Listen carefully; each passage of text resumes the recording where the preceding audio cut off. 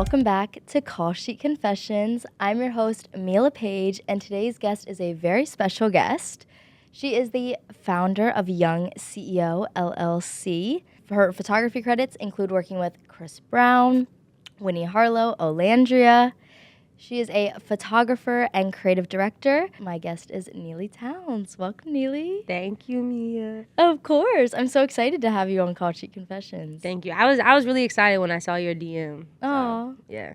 Well, yeah, what you're doing is so cool, and I haven't gotten to sit down with someone working in the video photography space, so I'm so excited to hear more about your story. Yeah.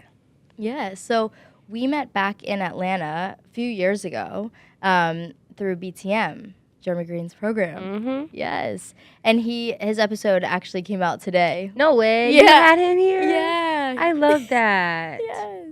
So it's so cool, like, having him on, and now I have, I met you through that program, so so exciting. Yeah. That's dope. So take us back. What were you like as a kid? What were you like growing up?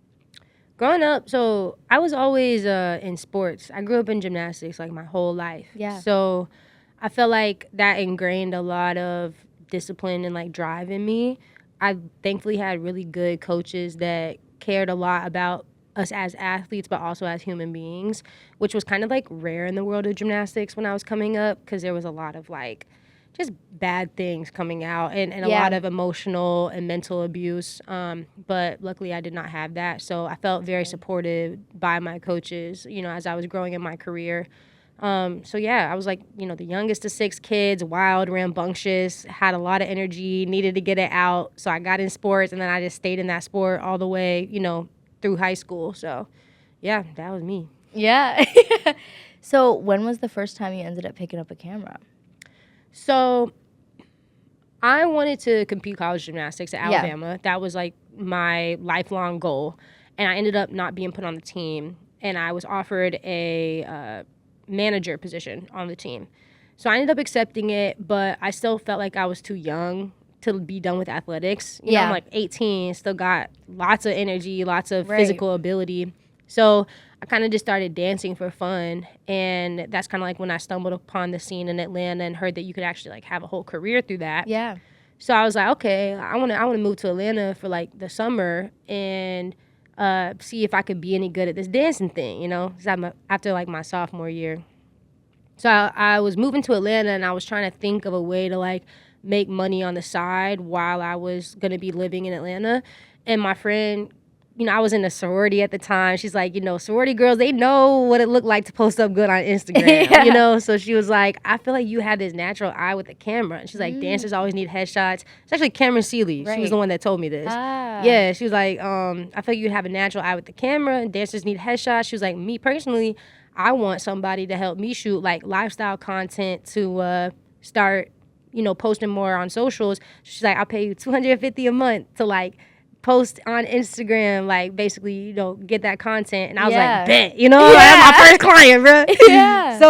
So I took up her on the offer. And then like, as I started spending time in Atlanta that summer, I came across Cam Kirk Studios, which they hosted a lot of workshops to help like further your education as a photographer, whether it was like lighting or branding or things of that aspect. And just being in that culture around Cam Kirk, it just like really inspired me to get better with my eye in photography. Like it's funny, like when I was growing up in high school, I just realized growing up, like atmosphere dictates passion. So like in high school, I fell in love with chemistry because my chemistry teacher made it a great environment. Yes. And so then it kind of ended up being the same thing with photography. I ended up in this realm of photography that was very like dope, and it like the atmosphere of that really inspired me to like dig deeper into it.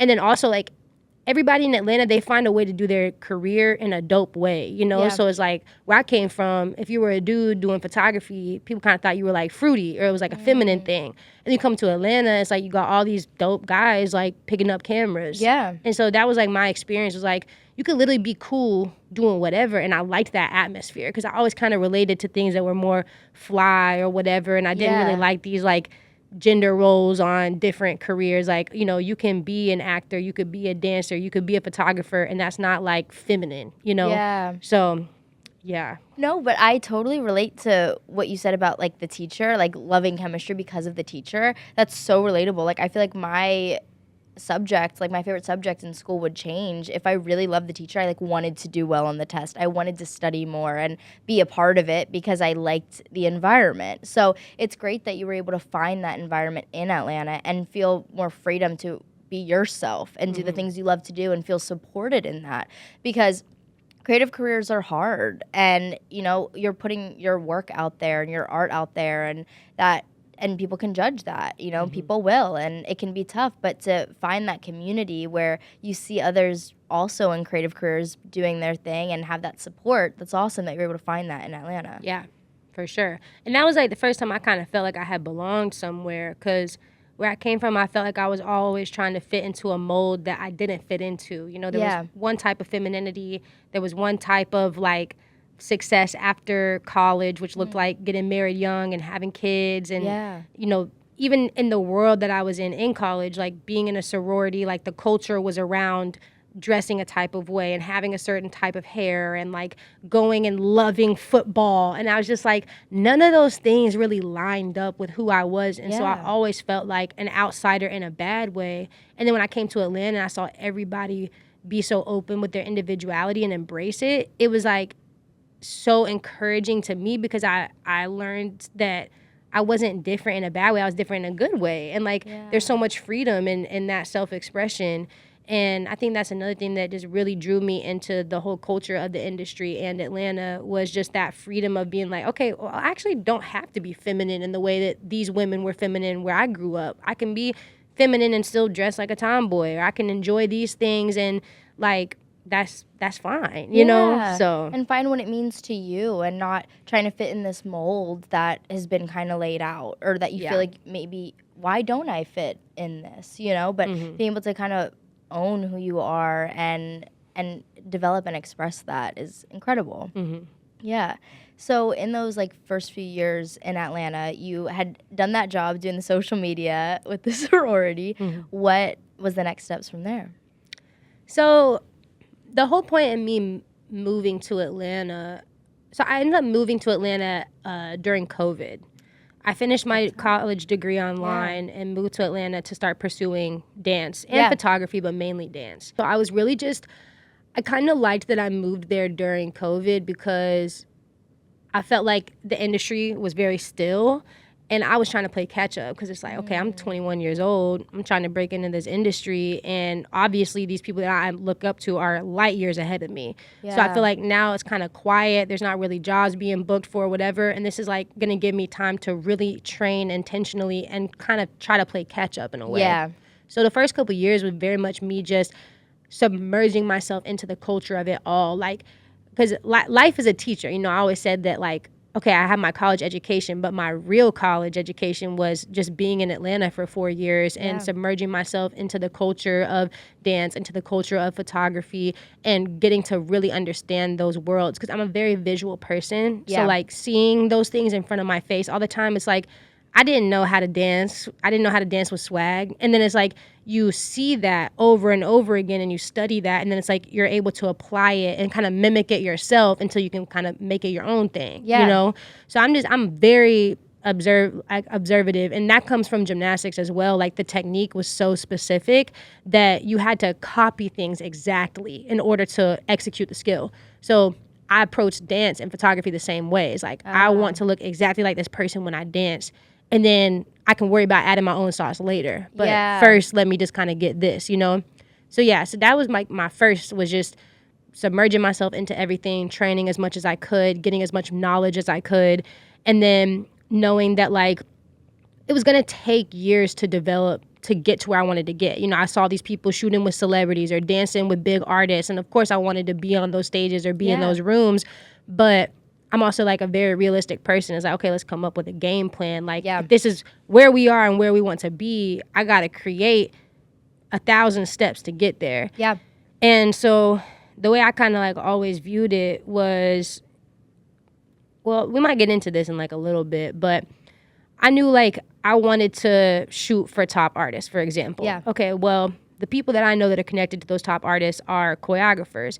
So what I can do is kind of try to equal the playing field of offering a photo shoot to this choreographer and building that relationship and kind of showing them some other skills that I have. And then they would end up like a Jeremy Green. Yeah. I trained under him, and then he ended up getting me hired to shoot for Amarion and K. Michelle and some other artists, you know? Yeah. So I kind of saw how dance and photography could be intertwined to build my connections.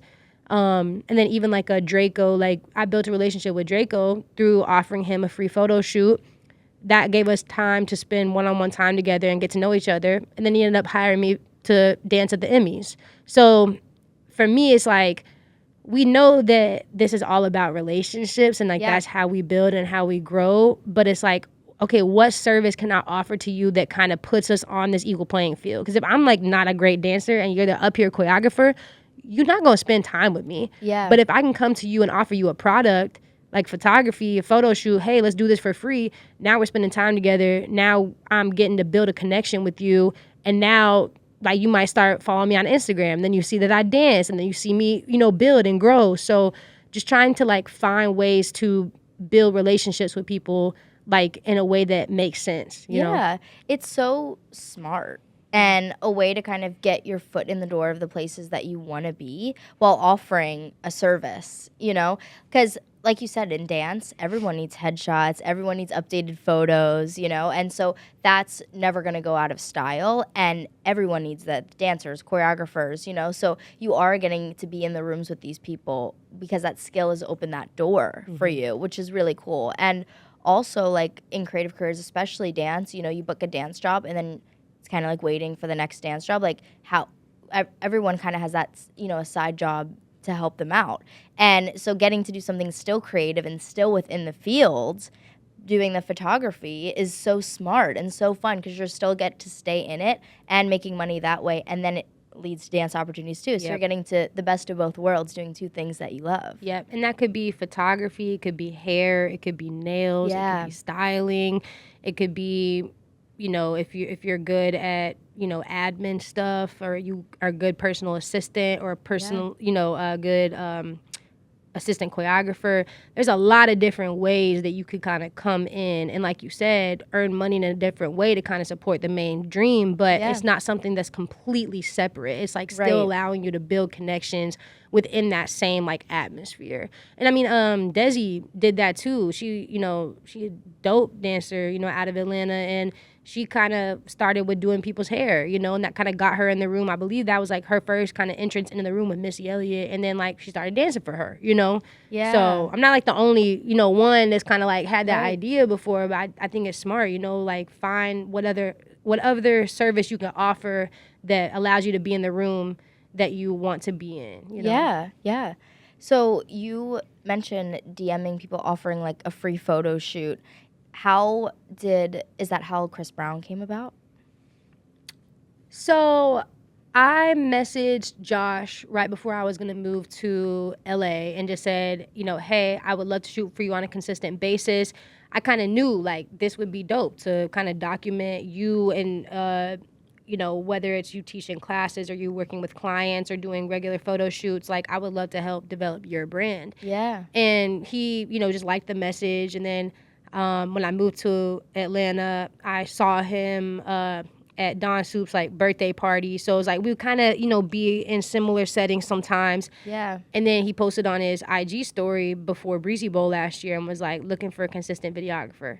And so it's like I just saw like 17 hours, you know, after he had posted. I remember seeing that and I was like, why? Yeah. And literally, I sent him my number. He called me the same night. He was like, yo, I actually think this would be a great fit. Because he had seen the other things I had done. Yeah. And that's like something really important to recognize is that like, you're not going to go from here to here. Like, like I was here and then I was here and then I was here and then I was here. And so it's like Josh had seen my previous work of working with Jeremy Green and doing 4-bat stuff for Coachella, or working with Jeremy Green filming Nelly rehearsals for iHeartRadio Awards. Yeah. So like there's always like it's not like you just go from 1 to 100, like there are those stepping stones. But he had seen my previous work. I'd also, on a previous tour, I had asked Sketch if he could get me a photo pass to come and shoot Chris's show, and he was able to swing that. So, like, I've been in that setting before. I've already kind of shown what I could do in that setting. For Taylor Terry, I did a free birthday shoot for her one year. So it's like I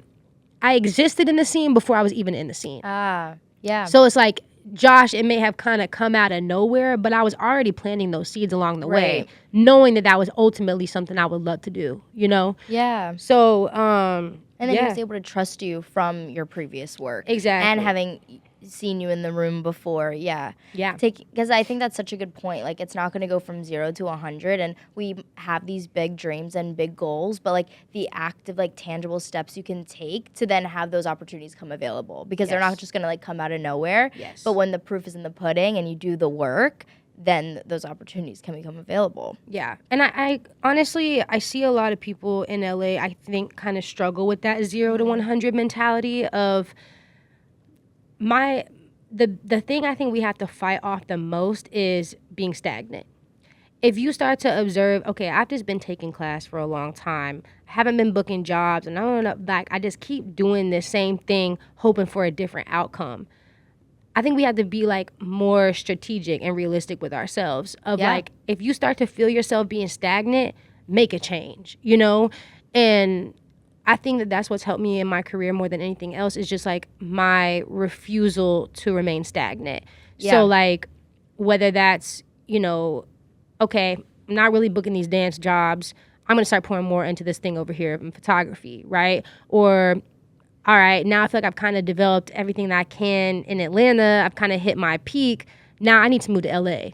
I need to go into bigger ponds because I feel stagnant here. So it's like, I have a desire to constantly be growing. And I think that you have to have that mentality if you are ultimately going to get to where you want to be. Yeah, I agree. And I think that's what will take you so far. And what will take anyone far is like the want to continue to grow and continue to be better. And also like being able to reevaluate and navigate, okay, maybe I should make a change in direction. I think that's such an important thing, because if you're doing the same thing over and over and nothing's changing, that's like actually the definition of insanity. And like at some point we have to admit it to ourselves of like, all right, this is not working. Let me try a different way. Right. Like if I can't get it in through the door this way, I'm going to go around the back, or I'm going to find a side entrance, like just being able to find those other unique ways to move and knowing when something's not working. Yeah. No, for sure. So getting to, work with Chris's camp and Josh, what have been like some cool things you've learned about like the process of putting a tour together and the rehearsal, and what has been like your favorite part of capturing that? I think, it's like a lot of people, they want to choreograph for big artists, but there's just so much that goes beyond choreography, And something I didn't know about Josh before I started working with him is that he's also Chris's creative director. So he's the person that brings all the departments together of, okay, you've got the lighting department, you've got the wardrobe department, you've got stage department, all these different pieces of the puzzle, music production, and all these things have to coincide. And there's so much organization that has to go into that. So it's like, number one, your ability to handle and be a leader over that many people, that goes far beyond just being a choreographer. Or your ability to have endurance. I mean, Chris doesn't really sleep, so Josh doesn't really sleep. And it's around the clock, working. So it's like, that's another element that goes into it. And Josh's hustle always makes me want to hustle harder. I think that's good too, like environment-wise. Like when you're around people that just work really hard, it makes you want to work harder too. Totally. But yeah, and then just your ability to stay calm under pressure, or, be a problem solver, not just a problem identifier. Like all those things go into being more than just a choreographer, And it's interesting because that kind of overlaps in my world as a photographer too, of like, people might think my job is just to show up and capture good photos of my client. Meanwhile, I'm staying in the same house as them, or I'm going on these trips with them, and like I'm going kind of be above and beyond what's required of me to kind of show my intention that like I almost start acting as a personal assistant. Like I'll, fix you a plate of food, or I'll carry bags in and out of the car, or I'll call the driver when we're ready to go, or I'm making sure that like, okay, if we're at this event and it's kind of boring, that you got somebody there who's going to vibe with you and still keep the energy fun. So it's like, or even if they want to go out after the event, I might be tired, but guess what? You want me to come out and have a good time with you because that gives you energy and you like to just kind of have your people around you. Yeah. So like that's how, like those are things that you get hired for as well. Like sometimes doing the job is not just enough. And Right. and there's a beauty of that, because sometimes I can be insecure of like, I know there's other photographers out there that are better photographers than me, but it's like, okay, all encompassing, what else do you bring to the table? You bring a good energy, you're trustworthy, you're fun to be around. Like those things are just as important to that client as the product that's going on social media. So. Absolutely, because you want the work to be good, of course, but the energy that you bring and the morale that you bring to the group and like having good people around, like that, you're gonna remember that person because you always remember how people make you feel, and if every time you're in the room you're adding something to the room in a positive way, people are gonna want to bring you back. Most definitely. And it's so cool too, like with your professional dance experience and like loving dance, getting to see that behind the scenes part of it, because a lot of people, unless you're in the room, you're not going to notice that about like what a choreographer does versus a creative director and all the different aspects that go into it. So it's also another way to see the process and kind of peel behind the curtain and get more familiar with those things, which is so cool. Yeah, and it's just always, I love growing my education. So Yeah. I just love seeing the behind the scenes of things and learning those ins and outs of how, how a tour with such a big production, comes together. It's just, even if I don't end up doing something with that one day, it's just, I think to be curious of life and curious and ask questions and be observative of the world around you, like all it does is it grows our brains, it makes us stronger and wiser, and it's just good to always be growing your knowledge of things. So. Totally. And those lessons and things that you take can apply to so many other things. Like you said, being around Josh, someone that works so hard, inspires you to work harder. Most definitely. So there's all these different takeaways that you can receive. But yeah, I always felt like I grew up in Philadelphia, like near New York, and every time I would step foot in New York, everyone has like the hustle and bustle, like everyone's going somewhere, and I would just feel so energized and inspired because everyone's working so hard, everyone's on a mission. I got to do the same thing. Exactly. Yeah. Yeah. So you also worked with Olandria, one of my favorites from Love Island. Yes, we love Olandria. Yes! And Chris Brown's one of my favorite artists. How did that come about, working with Olandria? So I met Olandria on a set, which goes back into being willing to do free work if you know that this is a setting that can help grow your network. Yeah. When I first moved here, I was really interested in shooting behind the scenes for this photographer, Jacob Webster.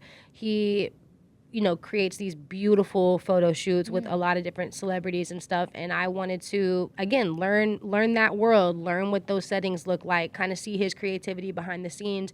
And so I was like, what can I bring to the table? Okay, like he needs somebody to shoot YouTube videos, or he needs somebody to come in and shoot video social media content. So I DM'd him probably 7 times. Never heard back. Finally ended up hearing back because we ended up having like a mutual friend. And I went on set with him, and one of the sets that we did was with Olandria. And what's cool about Olandria is that she's from Alabama, like I am. Yeah. And then I just happened to it was so weird. I would run into Olandria everywhere. I probably ran into that woman like 6 times in the last year, just shooting at different events.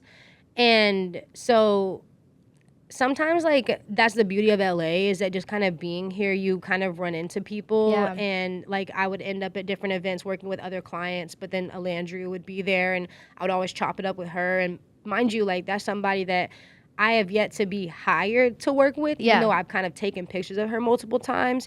But I tried, you know what I mean? And I would be on it and talking to her manager and X, Y, and Z. And sometimes things just don't work out. It's no ill harm or whatever, but it's sometimes things just don't happen as easily. And then there comes a Winnie Harlow that I DM one time saying, hey, I'd love to go to Coachella with you and shoot for you. And she's like, oh, yeah, let's go. And then I start a working relationship with her. You know what I mean? Now I've been to Korea. I just got back from North Carolina with her. all of that happened from just sending a DM. So sometimes like relationships is you pouring a lot into it, and it's kind of hard to get that momentum going. Yeah. But I think you should continue to like plant those seeds, because also then you end up with like a Winnie Harlow, who I never would have thought, like, you know, I was like, whoa, like Winnie Harlow, like that's major, it's huge, you know? yeah. And like big into the fashion world, that is something that I've kind of yet to shoot in, but would love to shoot in.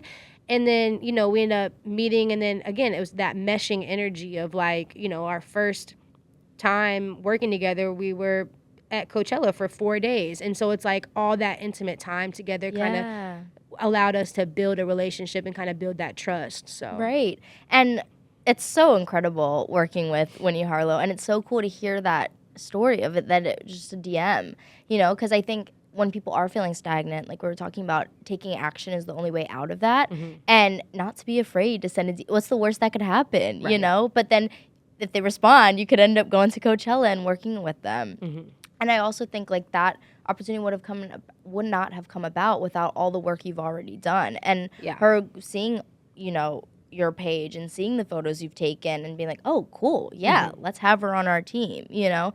And I think that's just like so cool. And like you said, like with Olandria, you might not have been hired to shoot for her, but you're continuing to build that relationship. And if other people see that and, you know, come across those pictures because she posted it or reposted it or saw it on your page, then they want to work with you. Right. And yeah, that feeds into like the perception of it too. And like Alandria and I, we've like collaborated on a post together before, and like she knows me, I know her. You know, I've just never been like actually hired to shoot, you know, a particular event with her. Right. But even having that work on my page or having that work on her page and her tagging me, like that goes a long way too, you know? And we don't want to be the people that's just, you know, all like getting paid in exposure all the time, whatever. But there is also a power to free product, you know? And so even if you are just in settings with people where you might not be getting paid, but you're at least getting to get them on your camera, like that is a powerful tool, because again, it's perception. It's like, then people come to my page and they're like, oh, you've shot for Summer Walker and Usher. And it's like, all these people that I've actually never been paid by those people, but I do got some nice photos of them, you know? And so it just kind of becomes this mixture of work that's just kind of personal projects, or me going out and doing the work, or, you know, I'm shooting for Chris, but Summer Walker is opening, and so like I get to get some pictures of her, or it's a friends with a photo pass and they're dancing for, you know, Usher, so I can come through and I can get some photos. Like it takes all of that to build that brand, you know. It's a combination of those, you know, gigs that you just kind of go out and do on your own dime and, you know, own time, and then there's the paid work, and then there's the work that is paid. It's not as good as you want it to be, but you understand the power of being in those certain rooms and settings. So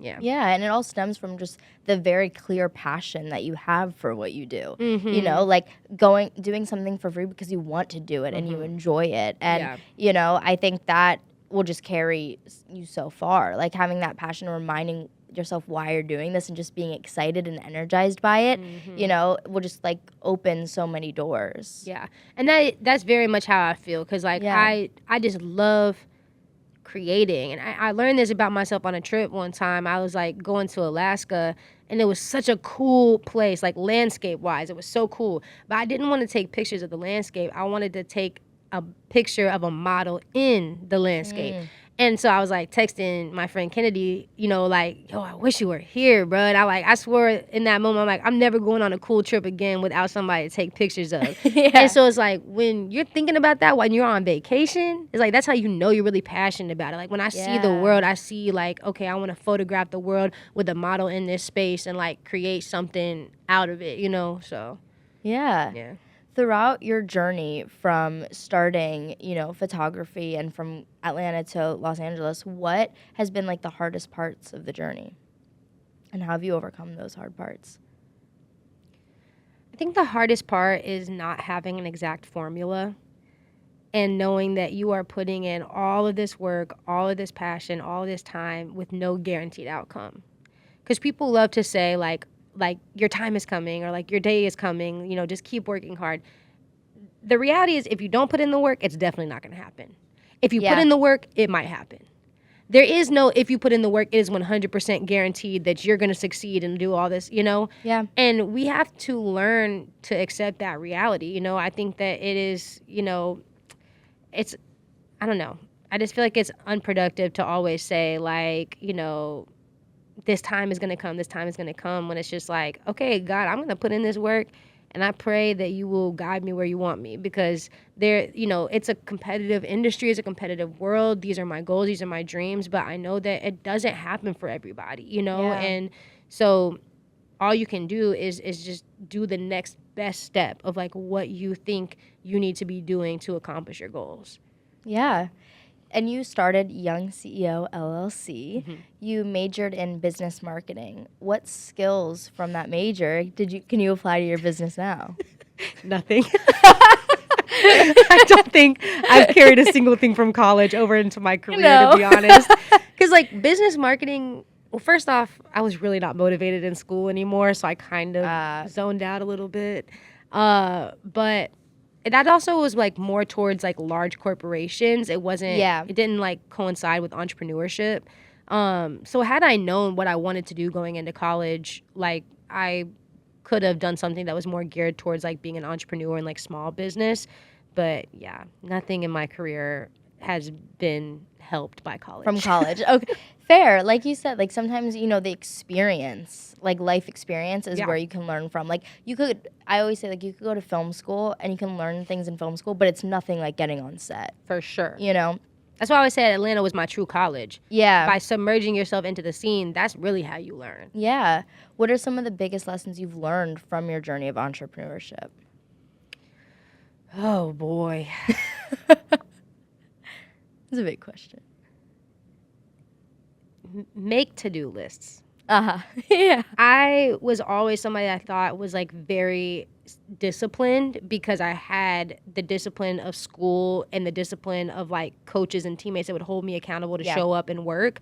But then when it came to nobody's telling you got to show up for work, nobody's telling you have to do this, whatever, I realized that like self-discipline was actually incredibly hard for me. Like I don't do well not having structure.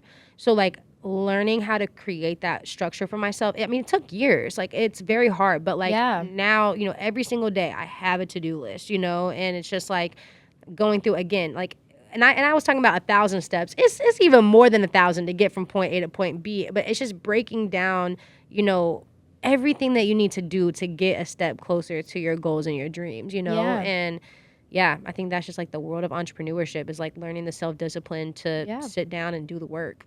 It makes sense, because as an entrepreneur, like you're not going into an office and clocking in from 9 to 5 every day. There's not someone expecting you to be there at a certain time every day. It's on you to make sure you're completing the things that you need to get done and showing up for yourself. So yeah, that self-discipline becomes so important. Yeah. So what's on your call sheet now? What does a day in your life look like? A day in my life ranges a lot.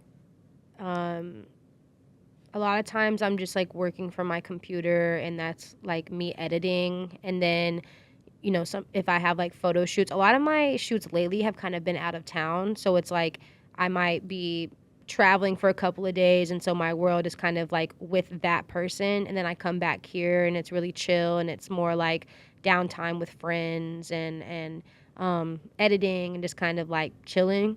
But yeah, I mean, it could range from working out, hanging out with friends, like, and then doing some more research, growing my knowledge. But it's pretty, changes on a day-to-day basis. Yeah, totally. How do you navigate that, like, going away for a while, then coming back, and that constant change in routine? Oof, it's tough. It's something I talk to, like, my therapist a lot about, because there's this whole world of, let's say that I'm getting to shoot like a Chris Brown show, right? And we're on the go for the whole day, and it's high energy, high, environment, high dopamine environment. It's very fun. It feels very fulfilling. And then you come back to LA and it just is like quiet. Yeah. You kind of go from having like a high dopamine environment to like feeling really low. And I struggled with that for a long time. I still struggle with that, of like going from high structure environments to like very low structured environments. And sometimes I don't manage it well, and sometimes it just is like I'm kind of down and out for the count. But I think like I do schedule a lot of time with friends, or like I will plan for joy. Like I'll, go and buy Legos and like do something that kind of occupies me in my time, like learning how to spend time without work and like be okay. Because I'm somebody that I have a really hard time enjoying time alone, which I don't think is like healthy. It's something I've been like working on is like learning how to enjoy time where I don't have anything that I have to do.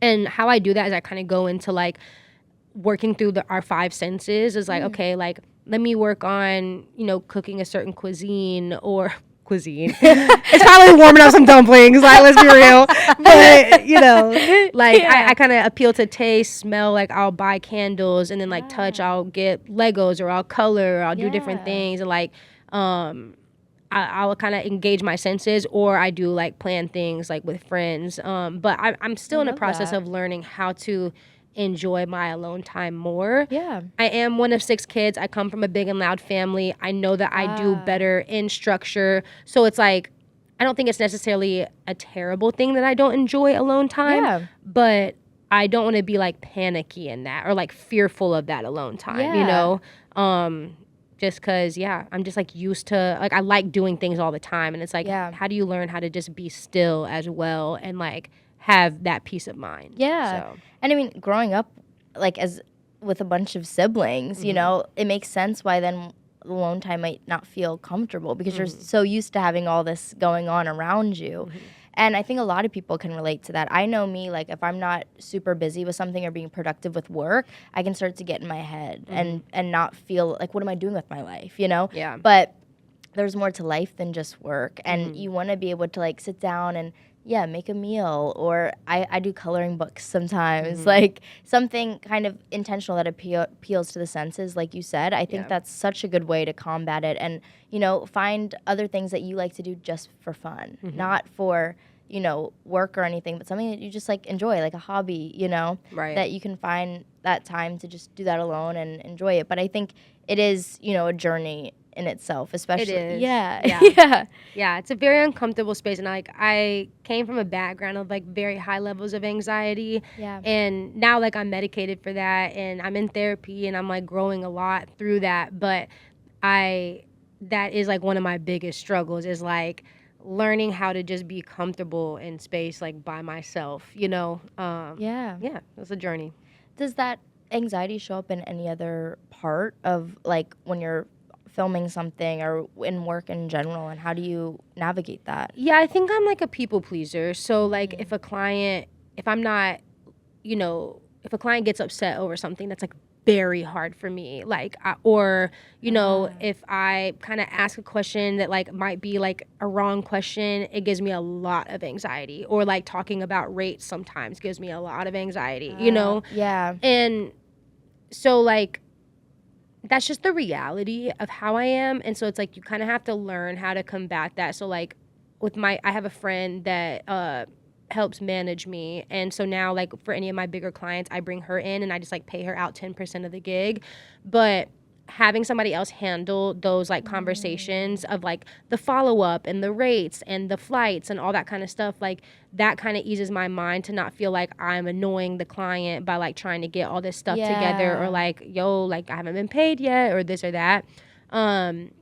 So yeah, but I mean, it's just the reality of like working with people is hard. And I think especially in the industry, we get so used to being able to be replaced that it's really scary when we upset somebody, because it feels like we feel so replaceable. And now I'm getting to this point where I have a couple of clients that are not like that, and they like Josh has worked with Chris for a decade. And like, obviously, I'm sure there have been plenty of times where they didn't agree on things, but they still work through it together. Yeah. And so like with me and Josh, I have to know that he wants there to be longevity there. And I'm just not used to that, because I'm so used to being like in the industry, people are so fast moving, and it's like you do one wrong thing, it's like, boom, okay, we're going to replace you with this person over here. And so there's a beauty that comes in somebody kind of trusting you and being willing to work and grow with you. But it also is very nerve wracking because it's not what you're like, you know, your senses are used to. Yeah. You're used to being like easily disposable. And so I think there's a beauty of working with like, you know, a Josh and now a Winnie, where it's like, okay, we're trying to build longevity here. And like, I really appreciate that because I am a very sensitive person and like, yeah. And I think that's smart to have brought in your friend to kind of help manage you and, you know, and speak on your behalf and kind of knowing the certain conversations that do bring up that anxiety and having that be taken care of by someone else so you can just do what you do best and focus on that.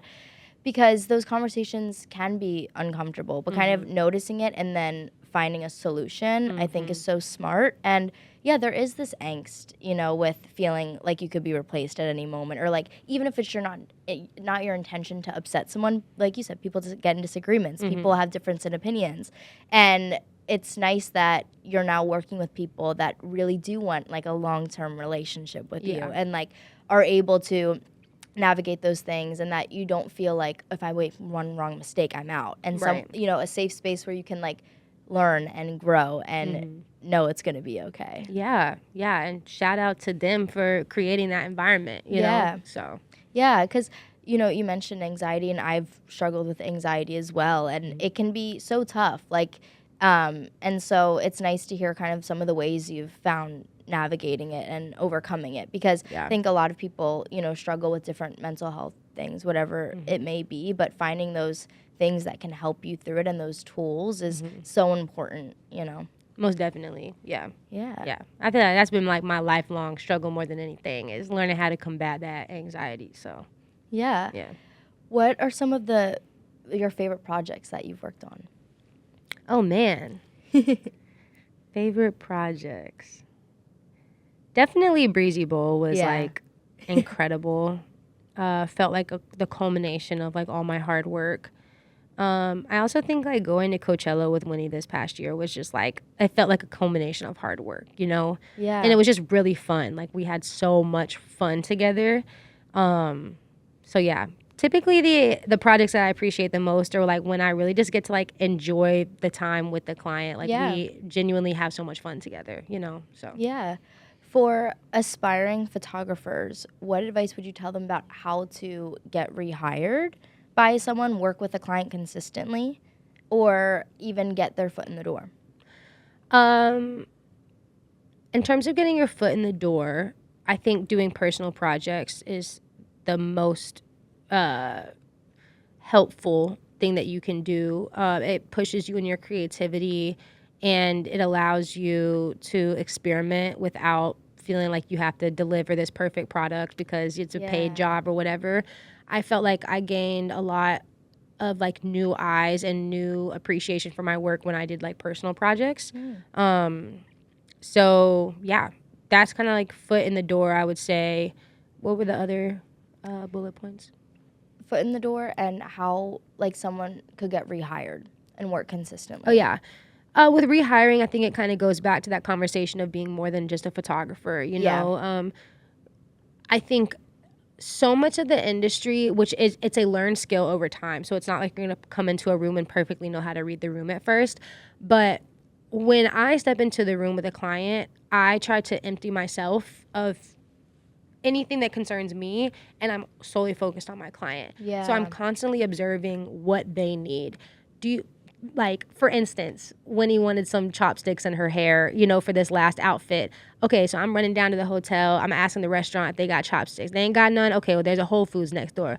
Run to Whole Foods. Okay, now these are, you know, they need to be black. Grab a Sharpie, start coloring them. Boom. You know, it's like, it's like filling in those little small things and being very observative towards a client and their needs. Like, if we're at an event all night, I keep my eyes like on them. I might be vibing for a little bit, but I'm always making sure that they're okay, because they might be like, yo, I want to, photo with this person, or they want to be like kind of sly with it, whatever. Like, ooh, you know, we chatting with this person over here. here, kind of like document this moment, you know? Yeah. So just being like observative towards people and their needs, making sure Yeah. that they've got, you know, water and that they got food and that, you know, they're comfortable. And like I've had clients like wear my jackets before and stuff, like just tending towards their needs before I tend to my own. Yeah. You know, I think that that's something really important. And again, even if I'm tired, but it's like you want somebody to go out with you and continue to have a good time tonight, like I'll be that person for you. So yeah, I think being rehired is emptying you of yourself and taking on the responsibility to tend to the needs of your client. Yeah, and being really attentive to their needs. Yeah. Yeah. You often say you love documenting the untold stories of the industry. What are those stories more? Why are those stories more interesting to you than the spotlight itself? I think we see the spotlight, and we have seen the spotlight, and I think seeing behind the scenes is so intriguing to me, and it always has been. When I was growing up, the University of Alabama gymnastics team, which I was enthralled by, they would release these episodes on YouTube of like their behind the scenes of like, you know, being in practice or being in the cold tub or being in strength and conditioning.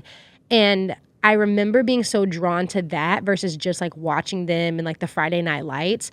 I loved like the personality of it all. I loved seeing the hard work behind the scenes because a lot of times like the polish, it's not relatable. It's like I want to see the behind the scenes that feels doable or relatable or like, okay, this is what I can do to get to here. Right. And so I've just always been intrigued by people's stories and like, yeah, just the behind the scenes of it all. And so I think it's like beautiful now that I can continue that curiosity and I get to like be paid to document it. Cause like I love asking people about their careers. I do it on a daily basis. Anytime I meet somebody new, I'm like, tell me everything about what you do. Tell me about who you are. Like it's just intriguing to me. I think people are so intriguing and I love learning, you know, how people, you know, got to LA or whatever.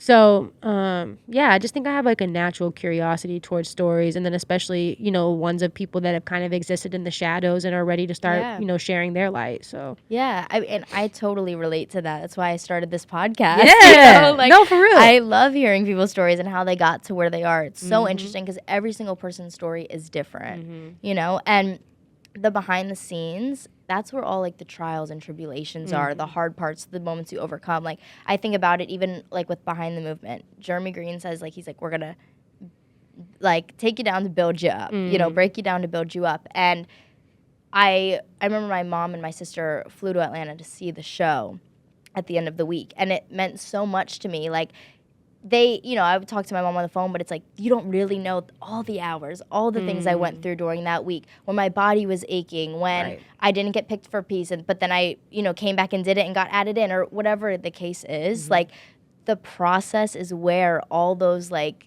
moments happen that make the show so much more worth it and more special because you know what you put in to get there, to make it on that stage. And I think that's just like in general in life, like once your hard work pays off, like only really you know how hard it was for you to get there. So then when you get that moment, like it's that process is what makes it better, you know? 100%. Yeah. And I think too, like there's the certain people who are the prodigies. You know, you have like a Simone Biles that's just like, okay, you were just born to do this. Yeah. And those stories are super cool. But for the 99% of other people, we are not natural prodigies. It is a product of hard work and like consistency over time. And so I think that those stories are a lot more relatable. And so that's why I love like asking people stories and then being able to tell people stories through a camera is that it is inspiring. Yeah. So absolutely. What's a moment you've captured that the public never saw but you'll never forget?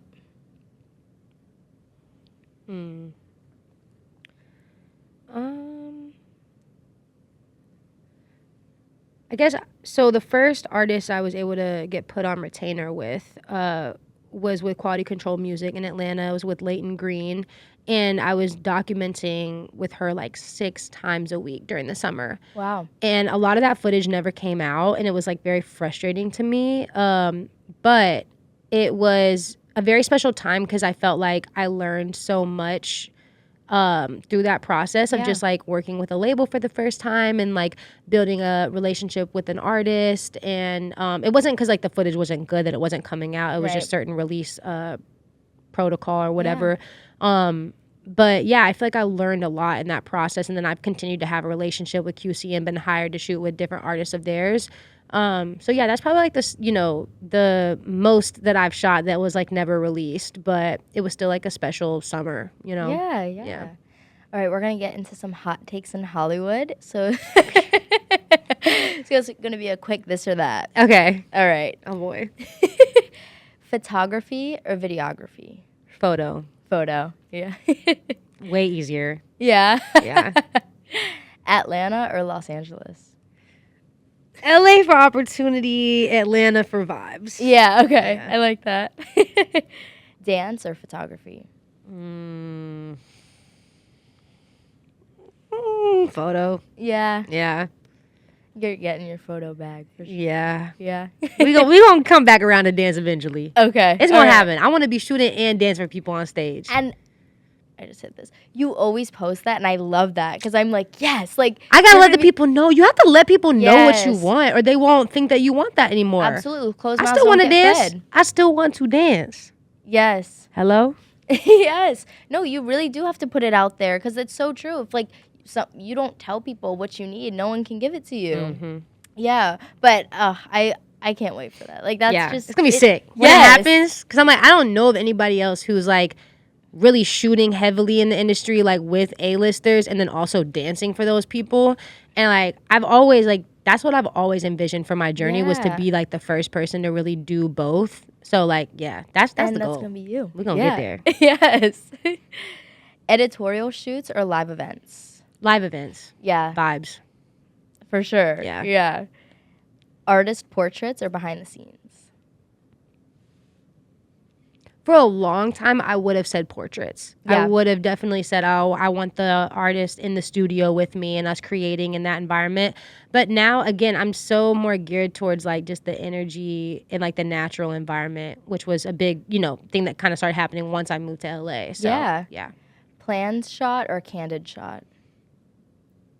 Candid. Yeah, I agree. Because those are like the unexpected moments that you end up loving, and then you're like, oh, I didn't even think we could create something that great, and there it is. Facts. Yeah. Music industry or fashion industry? Ooh. It's always been music, Yeah. but I definitely want to tap into the fashion world. Yeah. Yeah. Awesome. We're gonna have it Mhm, happen. Yes. All right. Let's do a little fact or fiction. Okay. Okay. The first one is you need expensive gear to become a successful photographer. No. No. For my first 2 years of my career, I had a Canon T5i with a 50 millimeter lens, which is like a very basic setup. You have something basic with a good strong flash, you'll be okay for a while. Yeah. All right. If you're talented, opportunities will find you. Yeah. Yeah. But you also got to go out there and get them. Exactly. And I always say, like, if they're not coming to you, I'm going to create the work myself, Yes. So, like, you don't want to hire me for this music video? Okay, I'm going to recreate the music video and show you why I could have fit. Yes. I saw you did a Skims mock-up shoot. Yep. Yes. I love that. And also it's a way of manifesting that opportunity because then if you catch the eye, Skims sees that and then they might want to bring you on to do something for them. For sure. Yeah. That's the goal. Yeah. So it's like I knew I wanted to get into the world of shooting ad campaigns and I've yet to do it. But I was like, well, how I can take this power into my hands is by creating my own mock campaign. So I did one of like Marc Jacobs and I did a Skims one. I did some other ones. So yeah. Opportunities, I guess they'll like eventually find you, but you definitely gotta like create them yourself too. Yeah, for sure. All right, we're gonna do crafty corner. Okay. What does your ideal crafty look like? Your dream crafty table? Crafty? Yeah, Like your food? go-to snacks. Oh, well, snacks. Ooh, boy. Like on a long day, what do you need to get you through? Charcuterie. I good love one. cheese, salami, crackers, grapes. Yeah. Yeah, I love a charcuterie board. That's a good one. And Yeah. it's like, it's not too heavy, you can pick Yes. at it. But it's not like so light that you can't like fill up, Right. Yeah. Yes.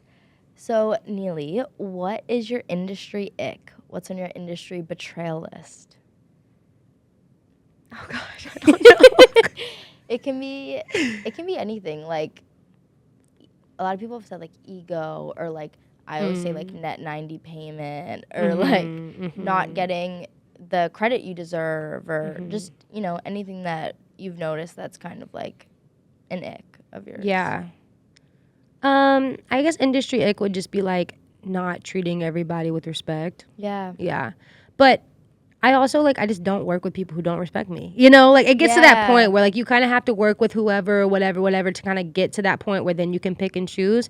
But I just choose now to work with clients who respect me. Yeah. I've had clients before that did not respect me, that created drama, blah, blah, blah. But now I don't have to work with them anymore. So. Yeah. Right. Is that the way that you like dealt with those clients? It's just like, all right, I did this, but I'm not going to do this again. Yeah, it's more of like an expectation of like, okay, I see how you interact with your staff. I know that you will pop off over the smallest things. I don't expect this relationship to last long between us, because I know that like if everybody else is doing stuff that pisses you off, like I'm going to end up doing something that pisses you off unintentionally, but it's just going to happen.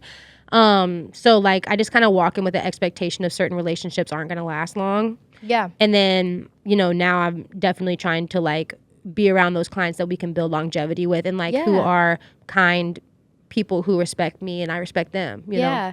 It's kind of like those people that are always talking about people. Like if they're saying that, they're going to talk about you at some for point. sure. Yeah. Yeah, so kind of like noticing that and knowing the spaces that you do want to be in, which is spaces where you can create that longevity and there's a mutual respect. Most definitely. Yeah. Neely, you're on Call Sheet Confessions. What is your call sheet confession? What does that mean? What is my confession? This can also be anything. It could be, people have talked about altercations they've gotten into. It could be a fight. It could be getting fired from. It doesn't have to be that crazy. It could be like a crazy like behind the scenes of like something that went wrong, like almost like the chopstick thing. Something like crazy that happened, but then you still got the shot done, or or if you were like fired from something, or you had to like step away, like any behind the scenes like that we wouldn't know. Yeah. There's definitely some moments sometimes like your camera starts to malfunction for God knows what reason.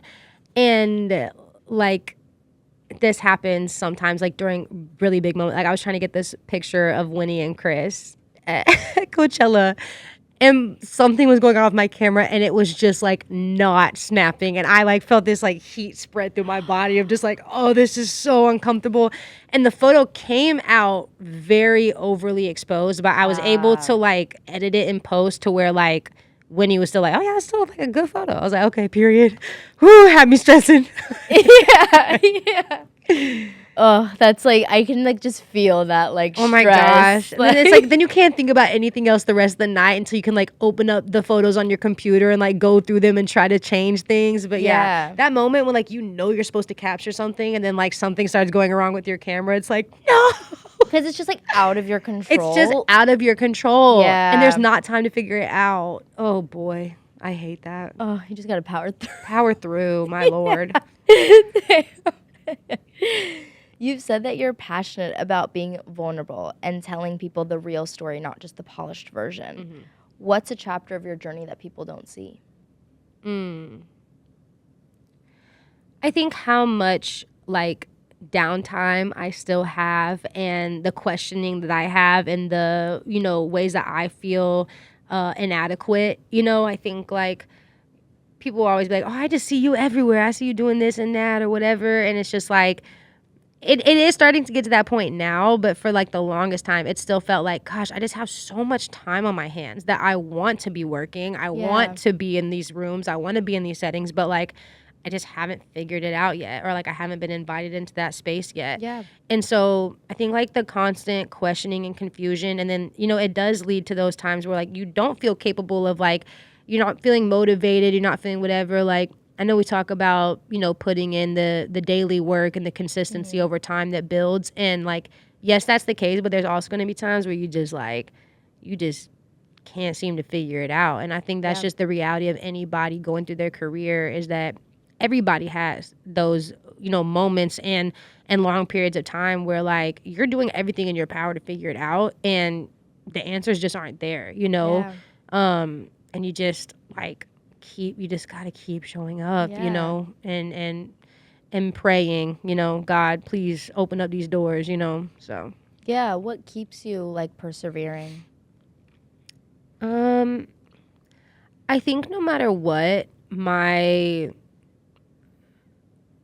just such a goal-oriented person. I'm such a driven person that even if I might feel down for a while, like I don't know anything else but to hustle. Yeah. I really don't. It's been my whole life, Yeah. My dad's a hustler. I'm a hustler. My coaches, like, they instilled that in me. So I think it's just like I've just been taught to like overcome no matter what. So Yeah. In another life, if you weren't working in the photography and creative space in the industry, what would you be doing? I have started to say I think I would get into interior design. Oh, I can that's see cool. myself doing it eventually, but especially when it comes to like hotel and like luxury design, I love like going to all the different hotels in LA and like really getting that, aesthetic experience. There's just so much intention behind the colors and the structure. I just love it. Yeah, that's really cool. I Yeah. love that. For aspiring photographers, what would you recommend in terms of tools, skills, software, equipment that they should know about? I would Cam Kirk Studios, which is where I went to do a lot of workshops in Atlanta. They've started to film their workshops and post them on I think it's called like Cam Kirk TV. Okay. But you can find it like on their Instagram. I still go and watch those, and they have a lot of different people who come in and teach on branding, on lighting, on Chat GPT.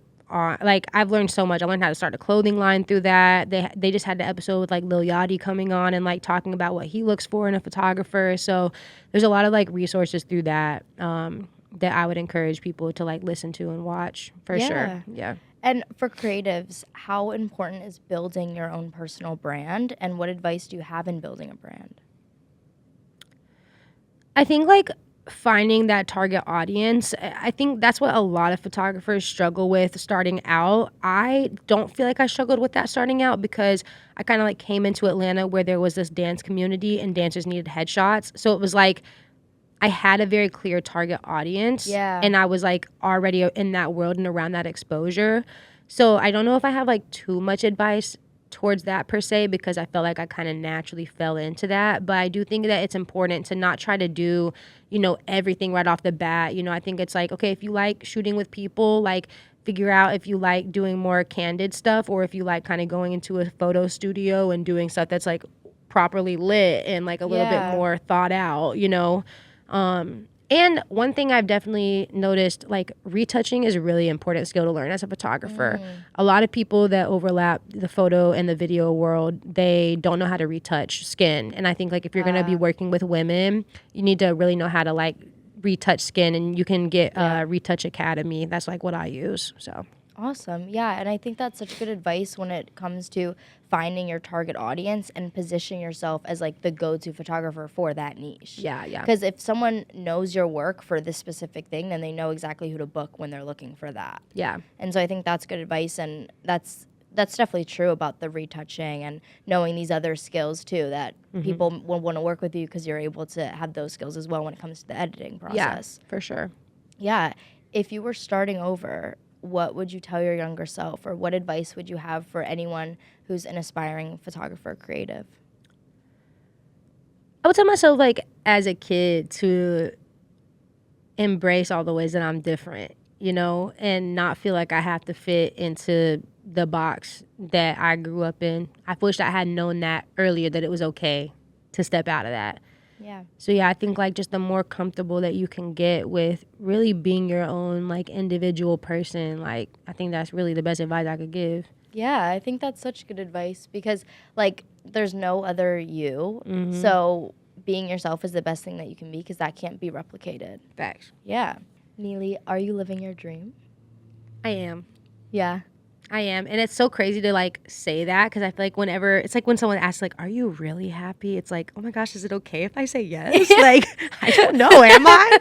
But I really am living my dream. Like, life is hard no matter what you're doing. Yeah. My dad kind of, he always used to say this, and it stuck with me, is like, if you enjoy 51% of what you do, keep at it.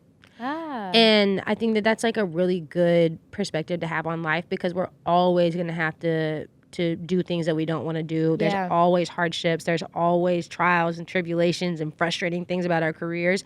But I really think that, like, yeah, I'm living my dream. That's amazing. And I think it's a great thing to be able to say, I'm genuinely happy. Yeah. You know, I think we all want that. And it's so incredible to hear that that's the place that you're in and that you are living your dream. Thank you. Yeah. What's next for Young CEO? It's funny because I feel like I can't wait to see all the different things that I do over the course of the next 5, 10, 15 years. I'm not like that person that writes out their 5-year plan or their 10-year plan, but I just know how curious I am about life and growing in knowledge. And like, I've touched the world of music, and then I want to get into the world of fashion photography, and I want to shoot ad campaigns, and I want to dance on stage, and I want to build my own, personal brand of kind of being recognized for being both a dancer and a photographer for these major artists, and like develop that as a brand, and do more podcasting and have brand deals, and kind of like just continue to elevate. And so I'm just excited for what the future holds, because I don't hold too much expectation on it, but I'm very like inviting of like anything that the future might have. And I think like my natural curiosity of just always elevating and growing and learning new things is going to drive me to shoot in like a lot of different lanes, beyond just music, and what I'm currently doing. So yeah, I'm just excited to like keep pushing myself and keep growing. Yeah, I'm excited to keep watching, because everything you've accomplished so far is so incredible, and it's been so cool to watch your journey, and I can't wait to see it. Thanks, you continue to evolve. Of course. I appreciate that. Of course. How did you actually end up coming up with the name Young CEO?